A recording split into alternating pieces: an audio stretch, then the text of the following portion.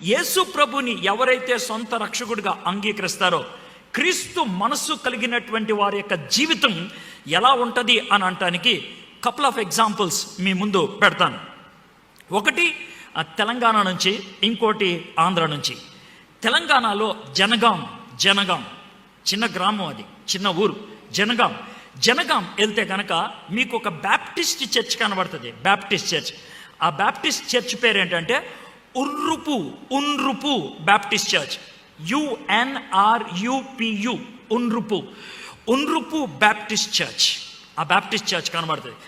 ఆ Baptist church యొక్క చరిత్ర నేను చదివినప్పుడు నాకు ఒక రోజంతా అన్నం తినబుద్ధి అవ్వలేదు. ఒక రోజంతా ఆ చరిత్ర చదివిన తర్వాత ఒక రోజంతా అన్నం తినబుద్ధి అవ్వలేదు. నాకు పిచ్చిగా అనిపించింది. I hated my self. నన్ను నేను అసహించుకున్నాను. ఎందుకు అని అంటే కనుక 1888 ఆ ప్రాంతంలో రష్యా దేశంలో ఒక బాబు ఉన్నాడు. అతని పేరు ఉన్రుపు అనేటువంటి బాబు 17వ ఏట మారు మనసు పొందాడు. వాళ్ళ అమ్మ నాన్నకి అతని చివరి సంతానం 10వ కుమారుడు.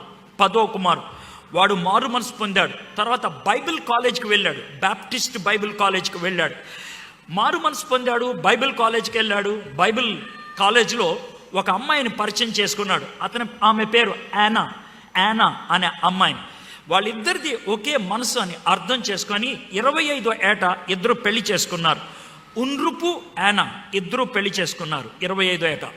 1 సంవత్సరం రష్యాలోనే ఉన్నారు, కొన్ని ప్రాంతాల్లో దేవుని గురించి వాక్యం బోధిస్తూ. అయితే ఆ టైంలో దేవుడు వాళ్ళిద్దరికీ ఒక భారాన్ని ఇచ్చాడు, దక్షిణ భారతదేశానికి మిషనరీగా వెళ్ళాలి అని. దక్షిణ భారతదేశానికి మీరు తప్పు వింటారేమో, జాగ్రత్త వినండి, క్లియర్గా వినండి. ఎప్పుడైతే దేవుడు వాళ్ళకి ఆ క్లారిటీ ఇచ్చాడో దక్షిణ భారతదేశానికి వెళ్ళాలని, రష్యా నుంచి హైదరాబాద్కి హైదరాబాద్ దక్షిణంలో ఎయిర్పోర్ట్ ఉంటుంది మనకి. ఎయిర్పోర్ట్ ఉన్నటువంటి ఏరియాని శంషాబాద్ అంటారు. రష్యా నుంచి శంషాబాద్కి నడుచుకుంటూ వచ్చారు. మీకు అర్థమవుతుందా? నడుచుకుంటూ వచ్చారు, నడిచి 2 కాళ్ళ మీద నడుచుకుంటూ వచ్చారు. భార్యాభర్తలు ఇద్దరు నడుచుకుంటూ వచ్చారు. నడవటానికి 3 years పట్టింది. 3 సంవత్సరాలు నడుచుకుంటూ వచ్చారు. Did you get it? నడుచుకుంటూ వచ్చారు. మీకు కుర్చీ సరిగ్గా లేకపోతే కూర్చోరు. 1 గంట వాక్యం వినటానికి సీటు మంచిదా కాదా, పక్కనే ఎవడన్నాడు, పైన ఫైన్ ఉందా లేదా చూస్తారు మీరు. అలాంటోళ్ళు 3 సంవత్సరాలు నడుచుకుంటూ వచ్చాడు ఆయన. 3 years నడుచుకుంటూ వచ్చాడు. శంషాబాద్ వచ్చి 3 సంవత్సరాలు భార్యాభర్తలు ఇద్దరు తెలుగు నేర్చుకున్నారు. వాళ్ళు తెలుగు వాళ్ళలాగా మాట్లాడారు, తెలుగు వాళ్ళలాగా వాక్యం బోధించారు. వారం రోజులు అమెరికా వెళ్ళి వస్తే చాలు, నాలిక మడత పెట్టి మాట్లాడతారు మనోళ్ళు.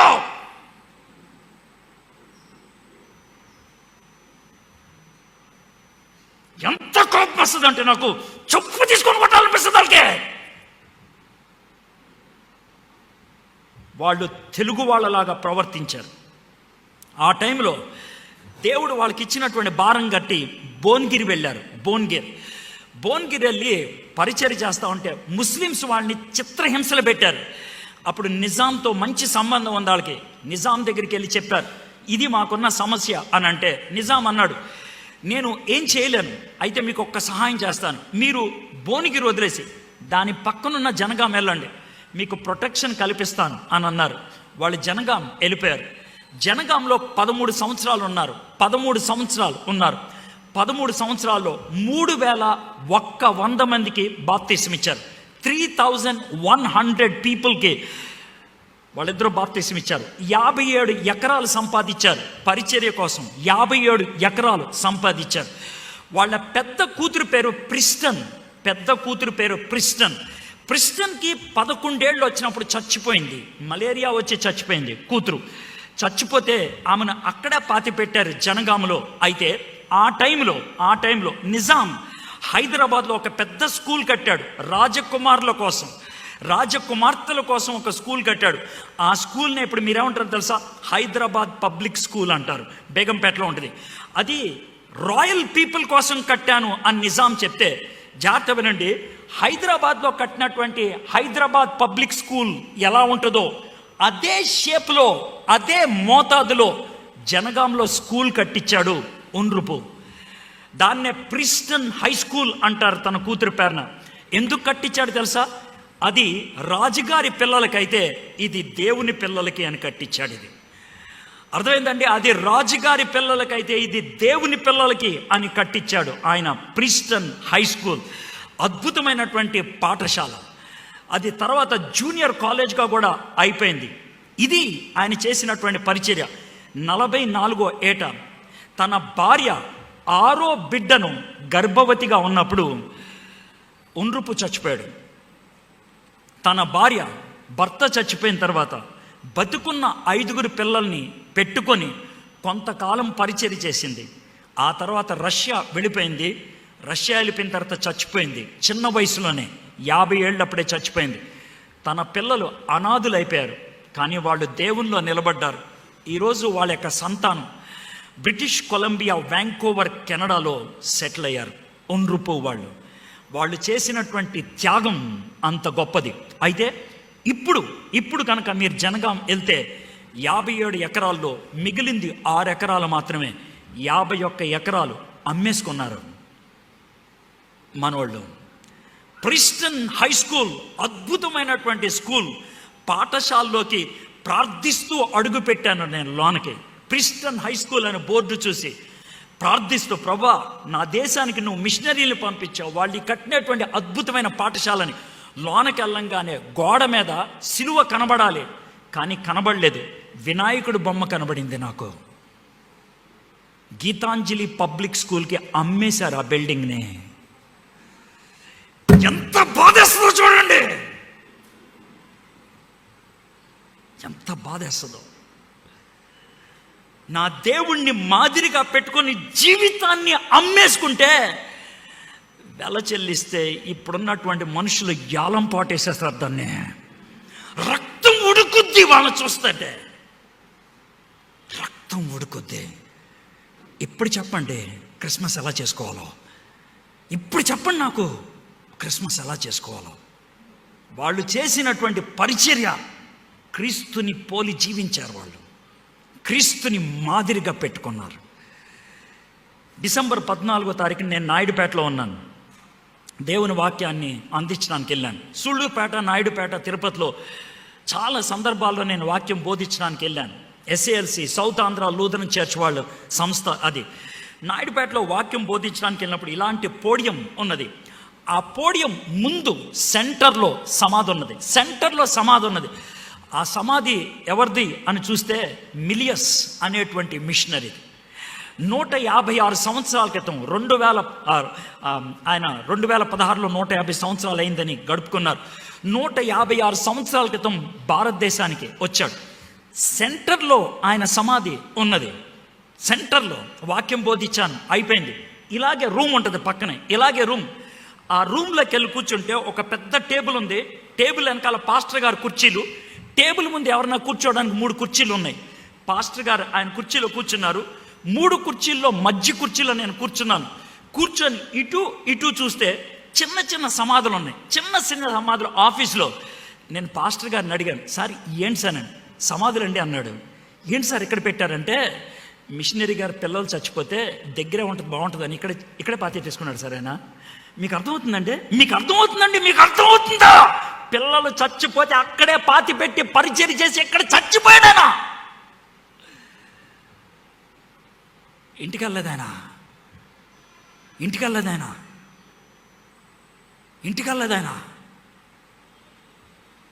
కూరలోకి వస్తే ఉప్పు ఎక్కువైతే అరుస్తారు మీరు.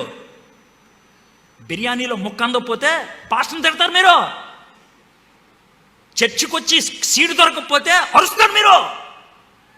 మీటింగులకు వస్తే ఇంటికి వెళ్ళడానికి ఆటో ఖర్చులు ఇస్తారా అని అడుగుతారు మీరు.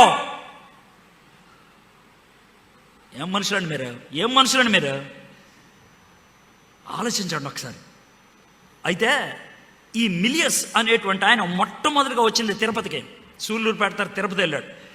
తిరుపతిలో నేను నవంబర్లో మాట్లాడుతూ ఉన్నప్పుడు వాళ్ళు ఒక స్కూల్ చూపించామన్నారు తెలుసా? సార్ ఇక్కడ సర్వేపల్లి రాధాకృష్ణ చదువుకున్నాడు అని అన్నాడు. అవునా? పేరు చూస్తే వేరుగా ఉందే అన్న. అమ్మేశారు సార్ మనోళ్ళు అన్నారు. అమ్మేశారు సార్ మన వాళ్ళు, అమ్మేశారు వాళ్ళు. ఆ పక్కకి వెళ్తే 16 సమాధులు ఉన్నాయి, 16 సమాధులు ఉన్నాయి. సమాధులు అన్నిటి మధ్యన ఒక రాయి పెట్టి ఆ రాయి మీద వరుసగా 16 పేర్లు రాసి పైన 2 వారాల తేడాలతో డేట్లు పెట్టారు. 1868 సంవత్సరం అని పెట్టి 2 వారాల డేట్లు తేడా పెట్టారు. ఏమన్నంటే 16 మందికి ఒకటే రాయి పెట్టారు ఏంటండి అని అంటే ఏమన్నా సార్, ఈ 16 మంది 2 వారాల్లో చచ్చిపోయారు అని అన్నారు. 16 మంది 2 వారాల్లో చచ్చిపోయారు. ఎందుకు చచ్చిపోయారు? మిలియస్ గారు 24 మంది మిషనరీలు పిలిపించాడు. 24 మంది మిషనరీ 24 మంది వస్తే వచ్చిన 2 నెలలకి 16 మంది మలేరియా వచ్చి చచ్చిపోయారు. అయితే చచ్చిపోయిన వాళ్ళ గురించి నేను మాటలా, బతుకున్న 8 మంది వెనక్కి వెళ్ళలేదు, ఇక్కడే ఉన్నారు. బతుకున్న 8 మంది వెనక్కి వెళ్ళ ఇక్కడే ఉన్నారు వాళ్ళు. అందుకనే పరిచర్య జరిగింది. ఆయన చేసినటువంటి పరిచర్యకి వెంకటగిరి మహారాజా మంత్రముగ్ధుడైపోయి యేసు ప్రభుని సొంత రక్షకుడిగా అంగీకరించి బాప్తీసం తీసుకున్నాడు. చరిత్ర ఇది, వెంకటగిరి మహారాజా. అయితే మిలియస్ గారు డాంటే అనే మిషనరీని అక్కడ పెట్టి ఇక్కడ పరిచర్య చూడండి. ఒకరోజు డాంటే మిలియస్ గారి కబురు పంపాడు. ఏమని పంపించాడు తెలుసా? అయ్యగారు, మరి ఇక్కడ వెంకటగిరి రాజా గారు బల్లలో చేయి వేస్తానంటున్నాడు, కమ్యూనియన్ తీసుకుంటానంటున్నాడు. అయితే ఒక చిన్న రిక్వెస్ట్ అండి అన్నాడు. ఏంటనంటే శూద్రుడితో కలిసి ఆయన ఒక పాత్రలోది తాగడానికి ఇష్టం లేదంట, ఇంకో పాత్ర వేరుగా పెట్టమంటారా వెంకటగిరి రాజాకి అని అన్నాడు. అవునా, నేను వస్తున్నాను, వచ్చే ఆదివారం నేను వస్తాను అని గబగబా గుర్రం ఎక్కి సూళ్ళూరుపేట నుంచి ఆయన వెంకటగిరి వెళ్ళిపోయాడు. ఈయన అనుకున్నాడు నేను చేసిన పనికి మిలియస్ గారు ఎంతో ఆనందపడిపోతాడు అనుకున్నాడు. ఆయన గదిలో పిలిచి అన్నాడంట, నీ బట్టలన్నీ సర్దేసుకున్నావు అన్నాడంట. అదేంటి సార్? సర్దేసుకో, అదేంటి సర్దుకో, పెట్టి సర్దుకో, రేపు నువ్వు చెన్నై వెళ్తావు, ఎల్లుండి నీకు షిప్ ఉంటుంది, ఇంటికి వెళ్ళిపోవు. అదేంటి సార్ అన్నాడు. ఒక పాత్రలోనిది తాగమని నా ప్రభువు చెప్తే నువ్వు 2వ పాత్ర పెడతానన్నావంటే నువ్వు పరిచర్యకు పనికిరావు, ఇంటికి వెళ్ళిపోవు. అర్థమైందండి మీకు? సేవ చేయటానికి కాళ్ళు పట్టుకుంటారు, సిద్ధాంతంలో తేడా వస్తే ప్రాణం పెట్టేస్తారు. సేవ చేయడానికి కాళ్ళు పట్టుకుంటారు, సిద్ధాంతం తేడా వస్తే ప్రాణం పెట్టేస్తారు. క్రీస్తుని పోలి నడవటం అంటే అది, క్రీస్తుకు కలిగిన మనస్సు కలిగి ఉండటం అంటే అది. యేసు ప్రభు వారికి పౌరుషం ఎప్పుడొచ్చింది తెలుసా? నా తండ్రి కట్టినటువంటి ఈ మందిరం అనేక మందికి ప్రార్థనా మందిరంగా ఉండాలి, దాన్ని మీరు వ్యాపారం చేశారని హంటర్ తీసుకొని ఎర్రగా బాధేశాడు ఆయన. అవునా? సిద్ధాంతంలో తేడా వస్తే ఊరుకోడు ఆయన. మీలో ఎవరైనా అంత అరిశాడా? యేసయ్య ఎందుకే అరుస్తావనంటే, నేను మనిషిని కాబట్టి అరిసా. ఎక్కడే కనుక యేసయ్య ఉంటే ఎర్రగా బాధ ఉండేవాడు, మిమ్మల్ని ఎర్రగా బాధ ఉండేవాడు మీలో కొంతమందిని. మీ గురించి నాకు తెలియదు కాబట్టి జనరల్గా మాట్లాడుతున్నా. యేసయ్య అయితే జనరల్గా మాట్లాడు, ఒక్కొక్కడిని లేపి ఎర్రగా బాధ ఉండేవాడు. నీకెన్నిసార్లు అవకాశాలు ఇచ్చానని. క్రీస్తుని పోలి నడవటం నేర్చుకుంటారా? ఆయన మనకి మాదిరి కావాలని, ఆయన్ని పోలి మనం నడుచుకోవాలని, నీకులాగా నాకులాగా శోధింపబడటానికి ఈ లోకంలోకి వచ్చాడు. మన పాపమునకు వెల చెల్లించడానికి ఆయన వచ్చాడు. పాపము చేయటానికి ఆయనకి అవకాశం ఉన్నది, చేయలేదు. ఆయన పాపము చేయటానికి పరిస్థితులు ఉన్నాయి, కానీ తాను చేయలేదు. పాపం లేనివాడుగా ఉన్నాడు. ఒక చిన్న సంఘటన చెప్పి నేను ముగిస్తాను. 177లో జరిగినటువంటి విషయం ఇది. 177 అంటే ఇప్పటికి 1840 సంవత్సరాల క్రితం అని చెప్పాలి. ఓకే, ఈ ఊరి పేరు లాయన్స్. ఆ ఊరిలో జరిగినటువంటి విషయం, అందులో ఉన్న పరిస్థితులు ఏంటి అని అంటే, మార్కస్ అనేటువంటి కర్కోటకమైనటువంటి వాడు ఒకడున్నాడు.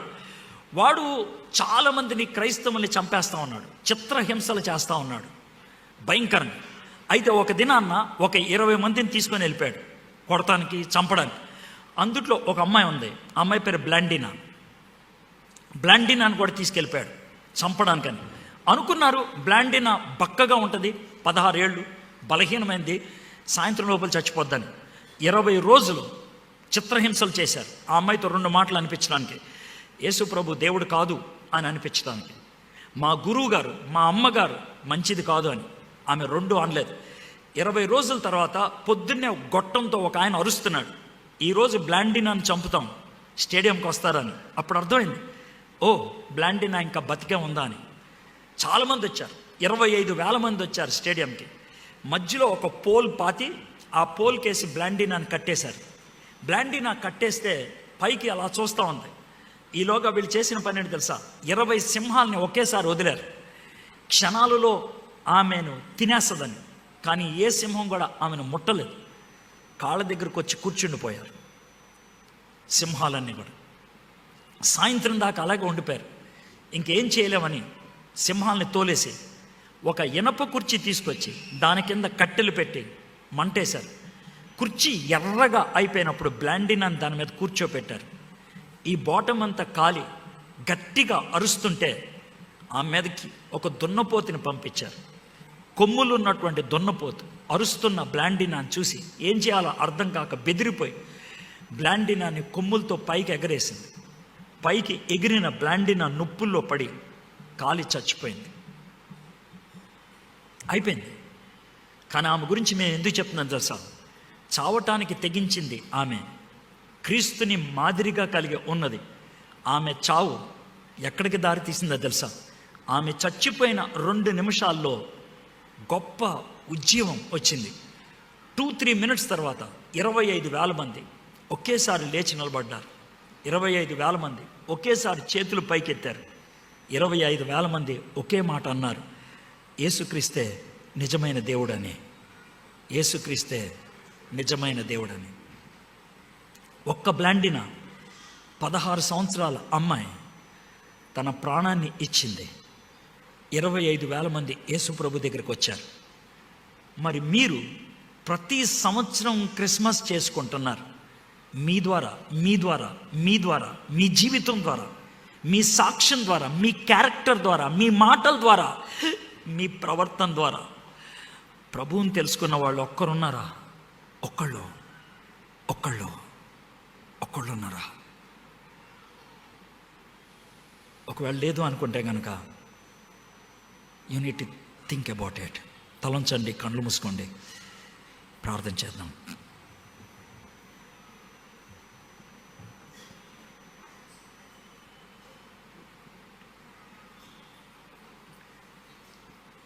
యేసయ్య దేవుడు, కానీ ఆ పరలోక భాగ్యాన్ని విడిచిపెట్టి వచ్చాడు.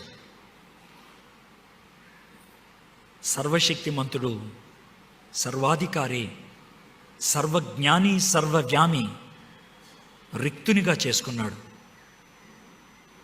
శోధనకు గురవడానికి ఇష్టపడ్డాడు. ఆయన శ్రమలు ఎదుర్కోవడానికి ఇష్టపడ్డాడు. మోసగించబడటానికి ఇష్టపడ్డాడు. తృణీకరించబడటానికి ఇష్టపడ్డాడు. చివరికి తన్ను తాను అప్పగించుకుంటే చంపేశారు ఆయన. ఆయన తగ్గించుకున్నాడు. సిలువ మరణము పొద్దురంతగా తగ్గించుకున్నాడు. అందుకే నీకు నాకు రక్షకుడయ్యాడు. తండ్రికి మనకి మధ్యవర్తి అయ్యాడు ఆయన. అది ఆయన చేసిన పని. కానీ ఆయనకున్న మనసు మనకు కూడా ఉండాలంట. ఏం విడిచిపెడటానికి ఇష్టపడుతున్నాం? ఏమి వదులుకోవడానికి ఇష్టపడుతున్నాం? ఏ విషయంలో మనం తగ్గించుకుంటున్నాం? క్రీస్తుని పరిచయం చేసే వాళ్ళంగా ఉండగలుగుతున్నాం మనం? క్రీస్తుని ప్రతిబింబించే వాళ్ళంగా ఉండగలుగుతున్నాం మనం? అది మా దేవా, మా ప్రభువా, నువ్వు ఈ భూమి మీదకి మానవుడిగా శరీరధారి రావటం అది నీకు ఒక్కడికే సాధ్యం. కానీ ఈ భూమి మీద మానవుడిగా జీవించి పాపము చేయకుండా ఒక మాదిరిని మా ముందు పెట్టావే, అది మేమందరం అనుకరించాలి ప్రభువా.